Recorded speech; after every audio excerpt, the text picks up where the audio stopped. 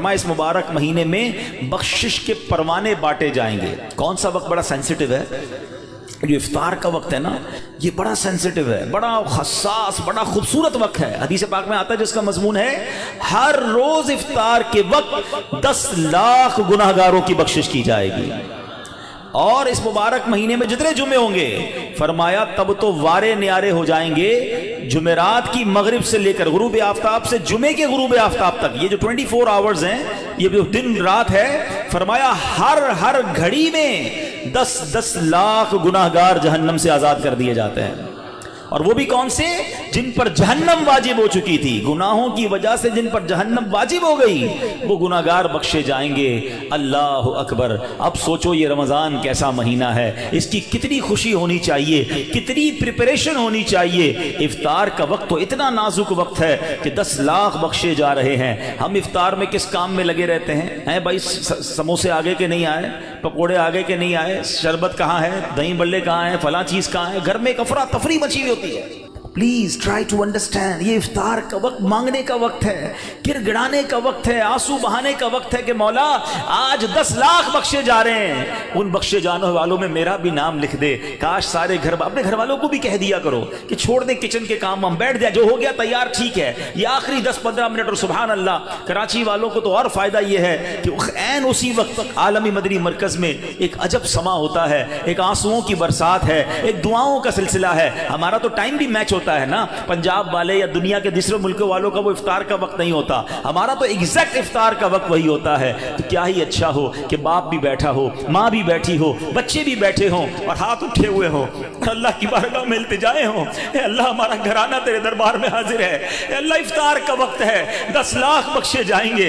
इस बख्शे जाने वालों में हमारी फैमिली का, हमारे घर बार का नाम लिख दे। ऐ मेरे इस्लामी भाइयों, कुछ ऐसा इंतजाम घर में करें कि 10-15-20 मिनट पहले आप सारे कामों से फारिग हो जाएं, अब दुआओं में गुजारें। इफ्तार से पहले भी दुआ करें, मगर जो खास मकबूलियत की घड़ियां हैं वो ऐन इफ्तार के बाद हैं। इफ्तार में लग जाते हैं हम, कोई खजूर खा ली, पानी पी लिया, दोबारा हाथ उठाएं, दोबारा मांगे, ये वक्त है मांगने का, ये कबूलियत की घड़ियां हैं। अल्लाह करे कि हम इन लम्हात को प्रॉपर अंदाज में, सही अंदाज में गुजारने में कामयाब हो जाएं। माह रमजान के कैसे कैसे फजाइल हैं, जरा सुनिएगा।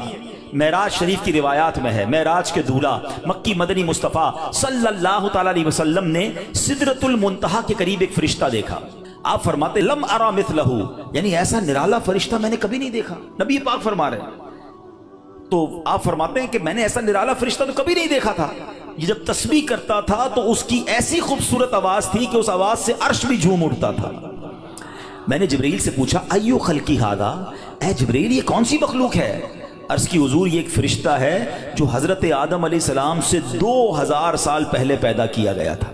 मैंने पूछा इससे पहले ये कहाँ था? अर्ज किया अल्लाह पाक ने अर्श के नीचे जन्नत में एक जगह बनाई है, ये वहीं होता है। हुजूर आज आपके दीदार के लिए हाजिर हुआ है।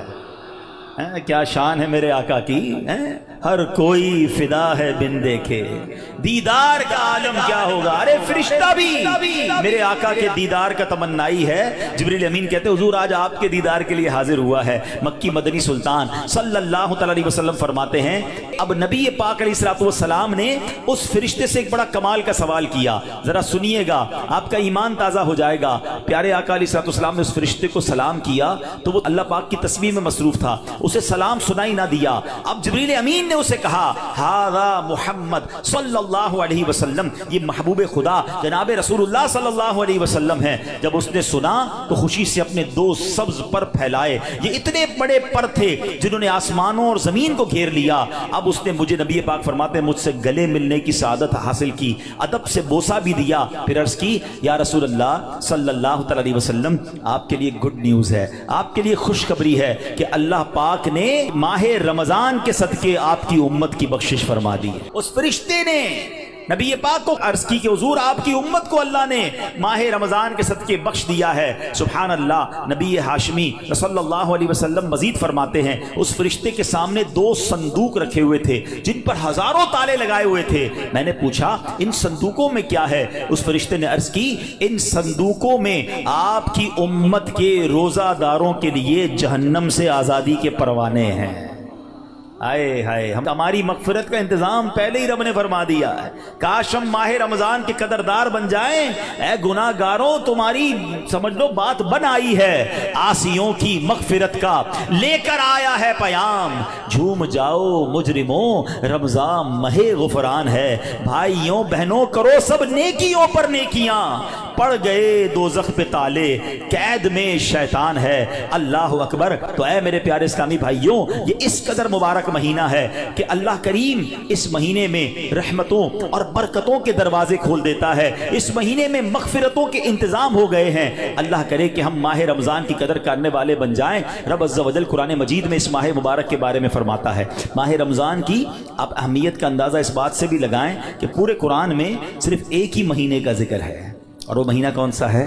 وہ مہینہ ماہ رمضان ہے۔ اللہ قرآن میں فرماتا ہے بسم اللہ الرحمن الرحیم شہر رمضان الذی انزل فیہ القرآن ھدی للناس وبینات من الھدی والفرقان فمن شہد منکم الشہر فلیصم۔ ترجمہ کنز العرفان۔ رمضان کا مہینہ ہے جس میں قرآن نازل کیا گیا، جو لوگوں کے لیے ہدایت اور رہنمائی ہے اور فیصلے کی روشن باتوں پر مشتمل ہے۔ تو تم میں جو کوئی یہ مہینہ پائے تو ضرور اس کے روزے رکھے۔ سبحان اللہ۔ اے میرے پیارے اسلامی بھائیوں، رمضان کا مہینہ کیا خوبصورت فرمایا کہ جو اس مہینے کو پائے وہ روزے رکھے۔ پیارے اسلامی بھائیوں، رمضان المبارک کی شان کیسی ہے؟ جس کو بھی رمضان ملتا ہے نا، اس کو گویا لاٹری لگتی ہے۔ میں آپ کو واقعہ سناتا ہوں، بہت امیزنگ واقعہ ہے۔ پیارے آقا علیہ السلام کی بارگاہ میں بڑے صحابی ہیں، بلند مرتبہ صحابی ہیں، حضرت طلحہ بن عبید اللہ رضی اللہ تعالیٰ فرماتے ہیں کہ ایک مرتبہ دو شخص نبی پاک کی بارگاہ میں ایک ساتھ آئے، دونوں نے کلمہ پڑھا، صحابی ہونے کا درجہ حاصل کر لیا، بڑے نیک اور پرہیزگار تھے، اور ان میں سے ایک عبادت اور ریاضت میں بہت زیادہ محنت کرتے تھے۔ جو زیادہ عبادت گزار تھے یہ ایک مرتبہ ایک غزوے میں شریک ہوئے اور شہید ہو گئے، جہاد میں گئے اور شہید ہو گئے، اور ایک سال بعد دوسرے جو صحابی تھے ان کا بھی انتقال ہو گیا۔ ٹھیک ہے، حضرت طلحہ فرماتے ہیں ان دونوں کے دنیا سے جانے کے بعد ایک رات میں نے خواب میں دیکھتا ہوں کہ میں جنت کے دروازے پر کھڑا ہوں، یہ دونوں صحابی رسول وہاں موجود ہیں۔ اتنے میں جنت کے اندر سے کوئی باہر آیا، وہ صحابی جن کا انتقال ایک سال بعد ہوا تھا انہیں لے کر جنت میں چلا گیا۔ تھوڑی دیر کے بعد دوبارہ وہ فرشتہ آیا اور جو صحابی ایک سال پہلے شہید ہوئے تھے ان کو بعد میں جنت میں لے کر گیا۔ اب بات سمجھ آ رہی ہے؟ جو شہید ہوئے، زیادہ عبادت کرتے تھے، وہ بعد میں جنت میں گئے، اور جو ایک سال بعد جن کا انتقال ہوا، جو اتنی عبادت نہیں کرتے تھے مگر وہ جنت میں پہلے چلے گئے۔ اچھا کمال دیکھو صحابہ کرام علیہ رضوان کا کہ جو بھی خواب دیکھتے تھے، جو بھی ذہنوں میں سوال ہوتا تھا، ڈائریکٹلی نبی پاک علیہ السلام کی بارگاہ میں آ جاتے۔ ان کے پاس کیسی نعمت موجود تھی کہ اس کا مسئلے کا حل تو نبی پاک نے کرنا ہے۔ کہا حضور یہ کیا ماجرا ہے؟ شہید وہ ہوئے، عبادت بھی زیادہ کرتے تھے، جنت میں وہ بعد میں جا رہے ہیں، جن کا انتقال بعد میں ہوا حضور وہ پہلے جا رہے ہیں جنت میں۔ اللہ اکبر۔ تو نبی پاک علیہ السلام نے کیا خوبصورت جواب دیا، فرمایا یہ دوسرے صحابی ایک سال زیادہ زندہ نہیں رہے؟ کہاں جی حضور یہ تو ایک سال زیادہ زندہ رہے۔ تو فرمایا کیا ایک سال زیادہ زندہ رہنے والے نے ایک سال پہلے شہید ہونے والے سے زیادہ روزے نہیں رکھے ایک سال؟ فرمایا ہاں روزے تو رکھے۔ تو نبی پاک نے پوچھا کیا اس ایک سال بعد والے نے سجدے زیادہ نہیں کیے؟ عرض کیا جی حضور سجدے بھی زیادہ کیے۔ تو نبی پاک نے فرمایا بس اسی وجہ سے ان دونوں کے درمیان زمین و آسمان کا فرق ہے۔ بات سمجھ آ رہی ہے؟ مومن اور نیک آدمی کی لمبی عمر یہ اس کے لیے بہت بڑی سمجھ لو فائدہ ہے کہ وہ جتنا جیتا ہے اتنے سجدے زیادہ کرتا ہے، اتنے رمضان اسے ملتے ہیں۔ یاد رکھیے گا بندہ نیک ہو اور عمر طویل ہو تو اس کے وارے نہیں آ رہے ہیں، لیکن اگر بندہ گناہ گار ہے، اس کی عمر بڑی ہو جائے تو وہ تو مارا گیا نا، اس کی تو روز نماز قضا ہو رہی ہے، اس کے رمضان کے روزے بھی قضا ہو رہے ہیں، وہ روز جھوٹ بول رہا ہے، وہ روز حرام کما رہا ہے، تو اس کا تو گناہوں کا میٹر جاری ہے نا۔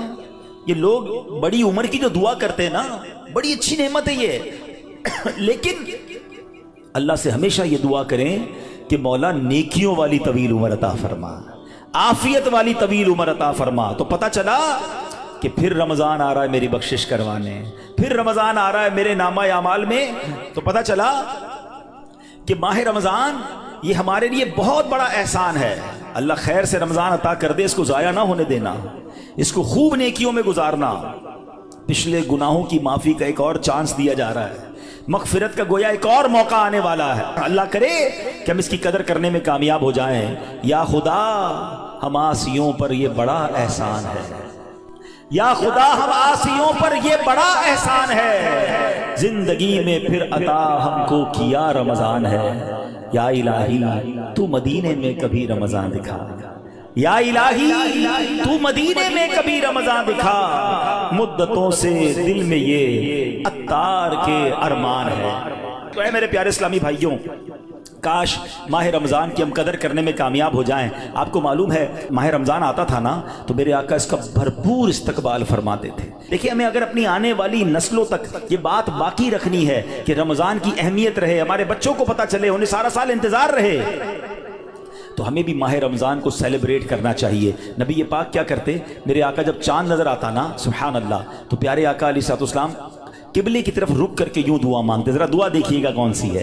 آقا کی دعا کیا ہوتی، اللہم احلہ علینا بالامن والامانہ والسلامۃ والعافیۃ المجللۃ ودفاع الاسقام والعون علی الصلاۃ والصیام والقیام وتلاوۃ القرآن. اللہم سلمنا لرمضان وسلمہ منا حتی ینقضی وقد غفرت لنا ورحمتنا وعفوت عنا. اے اللہ اس چاند کو ہم پر امن و امان، سلامتی، مکمل عافیت اور بیماریوں سے حفاظت کا ذریعہ بنا، اور نماز، روزے، عبادت اور تلاوت قرآن پر مدد کا سبب بنا. اے رب کریم ہمیں رمضان کی وجہ سے سلامتی عطا فرما، یعنی اسے ہمارے لیے سلامتی والا بنا اور اسے ہم سے سلامتی عطا فرما، یہاں تک کہ جب یہ رخصت ہو تو تیری مغفرت و رحمت اور عفو درگزر ہمارا یقینی مقدر بن چکا ہو. سبحان اللہ. تو پتہ چلا رمضان مبارک کی آمد پر خوشخبریاں دینا، لوگوں کو مبارکباد دینا، یہ اچھا کام ہے. انشاءاللہ اگر ہم رمضان کی آمد کی خوشی بنائیں گے، اللہ کی رحمت جوش میں آئے اور کاش ہم جنت کے حقدار بن جائیں. مگر ایک احتیاط اس میں کرنی ہے. جب بھی رمضان آتا ہے نا تو ایک بڑا عجیب سا میسج وائرل ہوتا ہے. کیا وائرل ہوتا ہے؟ حدیث پاک میں ہے کہ جس نے سب سے پہلے آمد رمضان کی مبارک دی اس کے لیے جنت واجب ہو جاتی ہے. ایسی کوئی حدیث ہمارے آقا مکی مدنی مصطفیٰ صلی اللہ علیہ وسلم سے ثابت نہیں ہے، نہ ہی رمضان کے بارے میں، نہ ہی کسی مبارک مہینے کے بارے میں. ایسے جھوٹے میسیجز کو آگے بڑھانا نہیں چاہیے. جو بھی آپ کو میسج بھیجے اس کو محبت کے ساتھ سمجھائیں کہ ایسی کوئی حدیث نہیں ہے. حدیث پاک ذرا غور سے سن لیں. جو ہر میسج آگے فارورڈ کر دیتے ہیں نا، پہلے چیک تو کریں یہ حدیث ہے بھی کہ نہیں. ہم کہیں جھوٹی حدیث یا جھوٹی بات پھیلانے کا سبب تو نہیں بن رہے. حدیث پاک سنیے گا، من کذب علی متعمدا فلیتبوأ مقعدہ من النار. آقا فرماتے جس نے مجھ پر جان بوجھ کر جھوٹ باندھا، مثلا نبی پاک علیہ الصلوۃ والسلام نے کوئی بات فرمائی نہیں تھی اور یہ کہہ دیا کہ پیارے آقا علیہ الصلوۃ والسلام کی حدیث ہے، تو ایسا بندہ اپنا ٹھکانہ جہنم میں بنا لے. تو بالکل بھی لوگ اچھا یہ تو عجیب ہے نا، کہیں بیٹھے اللہ قرآن میں یہ فرماتا ہے بھائی، قرآن میں آیا ہے، کدھر آیا ہے بھائی یہ اس کو بھی نہیں پتا ہے. حدیث میں یہ بات آئی ہے، بھائی کون سی حدیث کس کتاب ہے پتہ کچھ نہیں ہے، اپنی طرف سے بولی جا رہے ہیں. بھائی کس نے کہا ہے آپ کو؟ قرآن میں آیا ہے، حدیث میں آیا ہے. آپ کو جب پتہ نہیں ہے، آپ کو یاد نہیں، اتنا سخت معاملہ ہے نبی پاک کی طرف جھوٹ باندھنا ہے. اور آقا نے کیا فرمایا؟ اپنا ٹھکانہ جہنم بنائے. تو آپ کہہ دیں میں نے کہیں پڑھا ہے، ہو سکتا ہے میں نے کہیں سنا ہے. قرآن اور حدیث کی بات کرتے تو لرزہ آ جانا چاہیے. ایک زبر زیر پیش کا ہم فرق نہیں کر سکتے قرآن میں. اور جناب اللہ نے قرآن میں یہ فرمایا، تم کو نہیں پتا قرآن میں یہ ہے، بحث کریں گے اور قرآن کو بیچ میں لے آئیں گے. یہ ہماری خواتین بھی بہت کرتی ہیں. تو مہربانی کر کے اس سے توبہ کریں اور ان معاملات میں جب تک آپ کے سامنے، آپ دیکھیں آج کروڑوں لوگوں کی تقدیریں بدلنے والے، لاکھوں ہزاروں حافظ اور عالم بنانے والی شخصیت امیر اہل سنت، نہ جانے کتنی ہزاروں ان کو حدیثیں یاد ہوں گی، کتنی روایتیں اور آیتیں یاد ہیں. مگر آج بھی آپ مدنی مذاکرے میں دیکھیں یہ کیوں، یہ ہماری تربیت کے لیے کہ وہ پہلے قرآن کی کوئی آیت پڑھنی ہے تو لکھا ہوا سامنے لاتے ہیں، حدیث پڑھنی ہے تو پورا پڑھ کے سناتے ہیں تاکہ ایگزیکٹلی وہی لفظ لوگوں کے سامنے جائے جو نبی پاک کے دہان مبارک سے نکلا ہے. تو ہماری آپ کی جرت نہیں ہونی چاہیے کہ حدیث میں اپنی طرف سے حاشیے لگائیں، اپنی طرف سے معاذ اللہ قرآن پاک کے بارے میں. بعض اوقات تو یہ بات ایمانیات پر آ جائے گی اگر اپنی طرف سے کوئی بات ایڈیشن کر رہا ہے، تو بڑے احتیاط کی حاجت ہے. البتہ ماہ رمضان ایک اور خوبصورت آیت سنیے گا. اس میں قرآن پاک نے جو ہم پر رمضان کے روزے فرض کیے گئے نا اس کا ریزن بیان کیا. یعنی ہماری شریعت ہم سے چاہتی کیا ہے؟ روزے تو ہم برسوں سے رکھ رہے ہیں، بچپن سے روزے رکھ رہے ہیں، کئی ایسے یہاں ایسے ہوں گے، لیکن اس روزے سے میں حاصل کیا کرنا ہے؟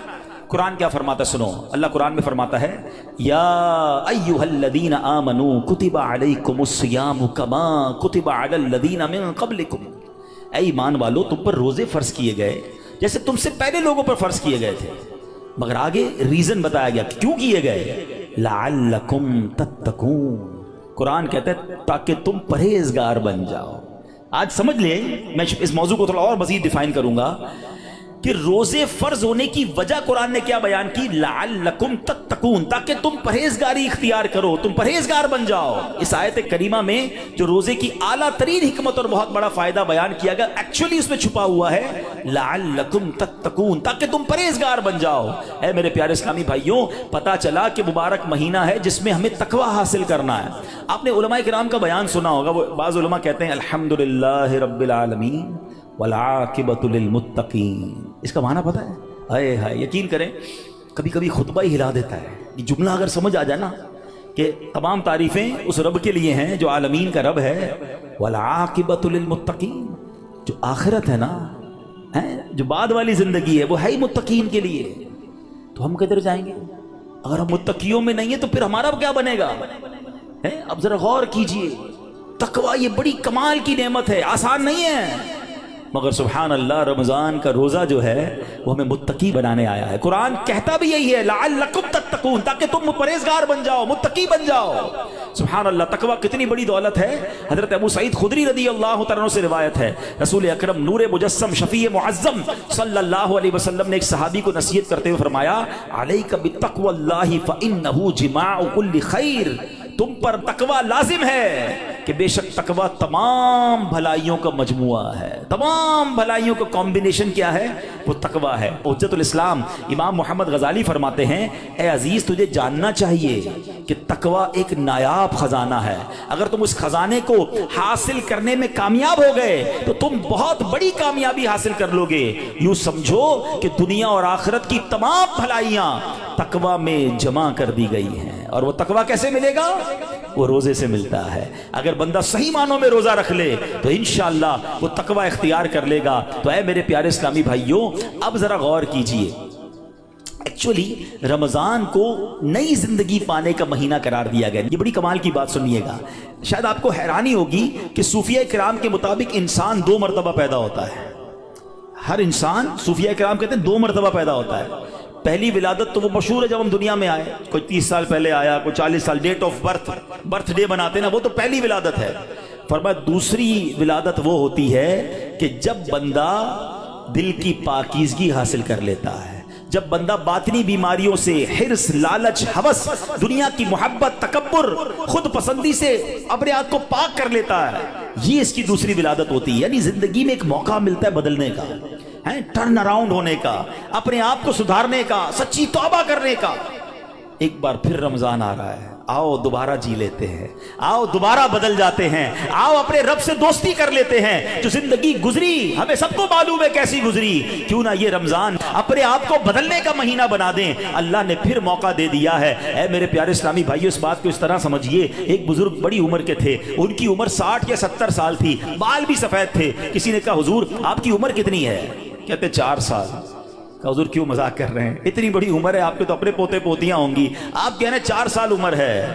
کہتے ہیں بات یہ ہے کہ عمر تو بہت زیادہ ہے، بس توبہ کیے ہوئے 4 سال ہی ہوئے ہیں، اللہ سے دوستی کیے ہوئے 4 ہی سال ہوئے ہیں، باقی زندگی تو کھیلوں میں، گناہوں میں گزار دی ہے۔ اب آپ سنبھالیں تو کام اپنے سنور جائے، ہم نے تو کمائی سب کھیلوں میں گوائی ہے، پتہ نہیں ہم کب بدلیں گے، کب وہ زندگی پھر حاصل کریں گے، ورنہ زندگی کیسے گزر رہی ہے۔ ہم میں سے بہت سارے اچھی طرح جانتے ہیں کہ صبح ہوتی ہے، شام ہوتی ہے، زندگی یوں ہی تمام ہوتی ہے۔ کبھی کبھی تو ڈر لگتا ہے یار کہ زندگی بڑھ رہی ہے، ہمارے گناہ بڑھ رہے ہیں، نیکیاں بڑھ رہی ہیں۔ کبھی سوچے تو صحیح، کوئی بیلنس شیٹ تو بناؤ کہ ہر گزرنے والا دن ہم اپنی موت کے قریب ہو رہے ہیں۔ یہ جو برتھ ڈے پر خوشی مناتے ہیں ان کو سوچنا چاہیے، میں نہیں کہتا ناجائز ہے، لیکن جس کی 20 سال کا ہو گیا، 25 سال، 30 سال، آپ سمجھ رہے ہیں آپ آگے بڑھ رہے ہیں، آپ موت کے قریب ہو رہے ہیں، ایک زندگی کا سال کم ہو رہا ہے، ہر گزرنے والا دن ہم قبر کے قریب ہو رہے ہیں۔ عقل کیا کہتی ہے کہ جو قبر کے جتنا قریب ہوتا جائے اسے نیکیاں اور بڑھانی چاہیے، مگر ہمارا تو ماجرا ہی الگ ہے۔ اعلیٰ حضرت کہتے ہیں نا، نفس یہ کیا ظلم ہے، جب دیکھو تازہ جرم ہے۔ نفس یہ کیا ظلم ہے، جب دیکھو تازہ جرم ہے، نہ تمہاں کے سر پہ اتنا بوجھ بھاری واہ واہ، روز جرم، روز گناہ، روز خطائیں، ہمارا بنے گا کیا؟ تو کتنی کمال کی بات اس بزرگ نے کہی کہ میری عمر تو 4 سال ہے، کیونکہ اس سے پہلے والی زندگی تو میں شمار ہی نہیں کرتا ہوں، توبہ کی ہے، نمازیں شروع کر دی ہیں، اللہ کو راضی کرنے والے کام شروع کیے، یہی میری اصل زندگی ہے۔ تو اے میرے پیارے اسلامی بھائیوں، کاش ہمیں یہ بات سمجھ آ جائے اور ہم توبہ کرنے والے بن جائیں۔ اللہ پاک کے نبی حضرت عیسیٰ علیہ نبینا علیہ الصلوۃ والسلام کا فرمان ہے، لن یلج ملکوت السماوات من لم یولد مرتین، یعنی جو بندہ 2 مرتبہ پیدا نہیں ہوتا وہ آسمانی بادشاہت میں داخل نہیں ہو سکتا۔ یہ بزرگوں کے اقوال ملتے ہیں کہ دوسری زندگی کب ملی تمہیں؟ توبہ کے بعد والی زندگی، اللہ سے دوستی والی زندگی۔ اے شراب پینے والو، اے نماز قضا کرنے والو، اے حرام کام کرنے والو، اے چھپ چھپ کر گناہ کرنے والو، اے چوری کرنے والو، اے ڈاکہ ڈالنے والو، اے ماں باپ کو ستانے والو، کب تک گناہ کرو گے؟ آؤ وہ مہینہ آ رہا ہے جس مہینے میں ہمیں رب سے دوستی کرنی ہے، جس مہینے میں ہمارے دشمن، ارے ہمیں بہکاتا کون ہے؟ ابلیس نا، شیطان۔ اسی شیطان کو تو رمضان میں بند کر دیا جاتا ہے۔ کتنا ہمارے لیے کام آسان ہو گیا، بہکانے والا ہی بند ہے۔ اب تو توبہ کر لو، اب تو رب سے دوستی کر لو، اب تو اپنی لائف کو ریوائیو کر کے نشاط ثانیہ ایک نئی زندگی حاصل کر لو کہ چلو اس رمضان سے پہلے والی زندگی دوسری، اور اب زندگی الگ ہے، اب اللہ کی رضا والی زندگی، اب سجدوں والی، اب نماز والی، اب حلال والی زندگی ہوگی۔ آپ نے 2 صحابی کے واقعات سنے، 1 سال زندہ رہے زیادہ، وہ شہید سے آگے بڑھ گئے کیونکہ وہ 1 سال انہوں نے سجدوں میں، نمازوں میں، روزوں میں گزارا۔ ہمارا ہر سال ہمارے نہ جانے کتنے گناہوں میں اضافہ کرتا ہوگا، ہمیں یہ غور کرنا چاہیے۔ کاش اب زندگی کو بدلنے میں کامیاب ہو جائیں۔ حدیث پاک میں فرمایا، ان لکل شیء بابا وان باب العبادۃ الصیام، بے شک ہر چیز کا دروازہ ہوتا ہے اور روزہ عبادت کا دروازہ ہے۔ تو اے میرے پیارے اسلامی بھائیوں، کاش ہم روزے کی اہمیت کو سمجھیں۔ ہمارا ایک اور بڑا پرابلم ہے، ہم نے روزے کا نام بس بھوکا پیاسا رہنے کو سمجھ لیا ہے۔ لوگ جناب، ہمارے یہاں تو ایسے بھی لوگ پائے جاتے ہیں، بات آپ کو عجیب لگے گی۔ میں بہت چھوٹا تھا، ہمارے علاقے میں جب لوگ ساری رات جاگتے ہیں تو ایک صاحب کے بارے میں کسی نے عذرائے مذاق کہا کہ یہ صاحب بھونپو تو بھونپو روزہ رکھتے ہیں۔ میں نے کہا یہ کون سا روزہ ہوتا ہے؟ ہم جب چھوٹے تھے، اب تو پتہ نہیں وہ سائرن بجتے ہیں، بھونپو کہتے تھے اس کو، سحری کا سائرن تو افطار کا سائرن۔ میں نے کہا یہ کون سا روزہ ہے؟ کہ ساری رات جاگتے ہیں، سحری کر کے سو جاتے ہیں اور اب افطار میں جا کے اٹھتے ہیں۔ تو نہ ظہر پڑی، نہ عصر پڑی، مغرب کا بھی پتہ نہیں ہے، یہ کون سا روزہ ہے؟ صرف کیا بھوکا پیاسا ہی رہنا ہے؟ فلمیں ڈرامے دیکھ رہے ہیں لوگ، موبائل پہ گیمز چل رہی ہیں، میوزک چل رہا ہے، ہم کیوں رمضان کی نہیں سمجھ رہے؟ روزہ کس چیز کا نام ہے؟ دیکھو یہ کیسے بندے کو پلٹا دیتا ہے اگر صدق کے دل کے ساتھ روزہ رکھا جائے۔ حضرت شیخ ابو بکر شبلی کا واقعہ سنیے گا، کہتے ہیں اپنی زندگی کا ایک حیرت انگیز واقعہ بیان کیا آپ نے۔ ایک مرتبہ ایک قافلے کے ساتھ میں ملک شام جا رہا تھا، تو کہتے ہیں کہ راستے میں اچانک ڈاکوؤں کی جماعت نے ہمارے قافلے پر اٹیک کیا اور قافلے والوں کا ساز و سامان لوٹ کر اپنے سردار کے سامنے ڈھیر کر دیا۔ جانچ پڑتال کرنے لگے، ایک شخص کے سامان سے بہت ساری شکر اور بادام نکلے۔ ڈاکو تو ڈاکو ہوتے ہیں، انہوں نے جناب کہا چلو مال بھی ملا اور پیسے کھانا بھی ملا، تو سب نے شکر اور بادام کھانا شروع کر دی، مگر میں نے دیکھا کہ ڈاکوؤں کا سردار کھا نہیں رہا کچھ۔ تو شیخ ابو بکر شبلی کہتے ہیں بھائی تم کیوں نہیں کھا رہے؟ لوٹ تو لیا ہے، سب کھا رہے، تم خاموش ہو۔ تو کہتا ہے میرا روزہ ہے۔ تو شیخ ابو بکر شبلی کہتے ہیں کہ ایک طرف تو لوگوں کا مال لوٹ رہے ہو، لوگوں سے پیسے لوٹ رہے ہو، اور تم روزہ بھی رکھے ہوئے ہو، یہ کیا بات ہوئی؟ تو کیا کہتے ہیں وہ ڈاکو کا سردار کہتا ہے کہ اللہ پاک سے صلح کے لیے کوئی راہ بھی تو باقی رکھنی چاہیے نا۔ مجھے پتا ہے میں غلط کر رہا ہوں، مگر رب کو راضی کرنے کے لیے کوئی راستہ تو باقی رکھوں نا۔ اللہ اکبر۔ وہ کہتے ہیں مجھے تو، شیخ ابو بکر شبلی کہتے ہیں میں تو بات بھول گیا، مگر کچھ عرصے کے بعد میں نے مکہ مکرمہ میں اسی ڈاکوؤں کے سردار کو دیکھا، اس کے چہرے پر عبادت کا نور تھا، مجاہدات کی وجہ سے اس کا جسم کمزور پڑ چکا تھا، وہ احرام باندھے طواف کعبہ میں مصروف تھا۔ اسی حالت میں دیکھ کر مجھے ایک بار پھر حیرت ہوئی، میں نے ان سے پوچھا تم وہی نہیں جو ڈاکوؤں کے سردار تھے؟ کہتے ہاں بات یہ ہے کہ میں وہی ہوں، اور سنیے اسی روزے نے میری اللہ پاک سے صلح کروا دی ہے۔ یہ روزہ عبادت کا دروازہ ہے، اس کی اہمیت کو سمجھنا ہے۔ روزہ رکھ کر دے لوگ گناہ کر رہے ہیں، رمضان کی راتوں میں جو گناہ کر رہے ہیں، خدا نہ ایسا نہ کریں۔ اور آئیے گناہوں بھری زندگی سے ہمیں اپنے آپ کو بدلنا ہے۔ صحابی رسول حضرت جابر بن عبداللہ کا کمال کا فرمان ہے، میں نے خود زندگی میں پہلی بار جملہ پڑھا، لیکن کیا کمال کی بات آپ فرماتے ہیں۔ آپ فرماتے لا تجعل یوم صومک و یوم فطرک سواء، فرماتے تمہارے روزے کا دن اور بغیر روزے کا دن ان دونوں کو ایک جیسا مت رکھو۔ بات بڑی پتے کی ہے، تم بغیر روزے کے جیسے ہوتے ہو روزے میں بھی ویسے ہی ہو۔ روزے کا دن الگ ہونا چاہیے، اس دن عبادتیں زیادہ ہونی چاہیے، اس دن گناہوں سے بدلنا ہونا چاہیے، اس دن میرے اندر اور تبدیلی آنی چاہیے۔ کاش آنکھوں کا روزہ ہو کہ میری آنکھیں حرام نہ دیکھیں، کاش زبان کا روزہ ہو کہ میری زبان جھوٹ نہ بولے، کسی کا دل نہ دکھائے، کاش میرے ہاتھ بھی روزے میں ہوں، یہ ہاتھ کسی ظلم کی طرف نہ بڑھیں، کاش میرے پیر بھی روزے والے ہوں، یہ پیر مجھے کسی حرام کے اڈے کی طرف نہ لے جائیں۔ اللہ کرے کہ صرف بھوکا پیاسا نہیں، ہم اپنے پورے جسم کا روزہ رکھیں، اپنے کردار کا روزہ رکھیں، میری ذات سے کسی کو تکلیف نہ پہنچے۔ اور سچی بات بتاؤں، روزہ تو بہت سارے لیسن دیتا ہے۔ تقوی کی بات ہو رہی ہے نا، ایکچولی تقوی کی شاندار پریکٹس بھی ہمیں روزہ کرواتا ہے۔ مجھے بتائیے، جب ہم روزہ رکھتے ہیں اور افطار کا وقت قریب آنے والا ہوتا ہے، لاکھوں کروڑوں لوگ روزہ رکھتے ہیں پوری دنیا میں، اب دیکھیں تو اربوں لوگ روزہ رکھتے ہیں، کوئی ایک اسلامی بھائی، بچہ بچی مجھے بتا دیں، اسلامی بھائی اسلامی بہن کہ جو روزے سے پہلے چپکے سے گھر میں جائے، کوئی دیکھنے والا نہ ہو اور کچھ کھانا پینا کھا لے۔ آپ کے ساتھ کئی بار ایسا ہوا ہوگا کہ افطار سے پہلے آپ گھر گئے ہوں گے، گھر میں کوئی نہیں ہے، آپ نے فریج کھولا ہوگا، کوئی ٹھنڈا شربت پڑا ہوا ہے، فروٹ کٹا ہوا ہے، گھر میں پانی کا جگ بھی پڑا ہوا ہے، آپ کو پیاس بھی لگ رہی ہے، گھر میں کوئی بھی نہیں ہے، کوئی ایک ایسا جس نے چپکے سے پانی پی لیا ہو۔ جب کوئی نہیں دیکھ رہا، بھائی کیوں نہیں پیا آپ نے، تو آپ کیا جواب دیں گے؟ کون دیکھ رہا ہے؟ اللہ دیکھ رہا ہے، ایسا ہی ہے نا۔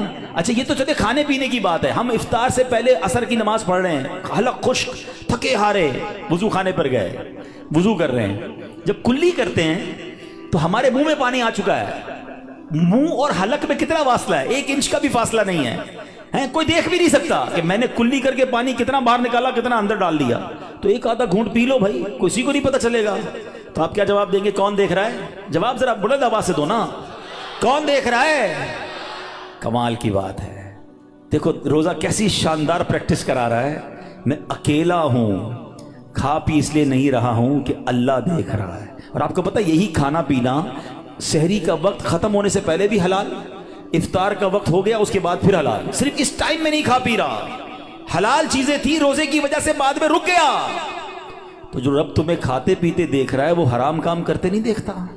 اللہ کریم سے دعا ہے کہ رب کریم ہمیں اپنی دعوت اسلامی کا دل کھول کر ساتھ دینے کی توفیق عطا فرمائے۔ صلو علی الحبیب۔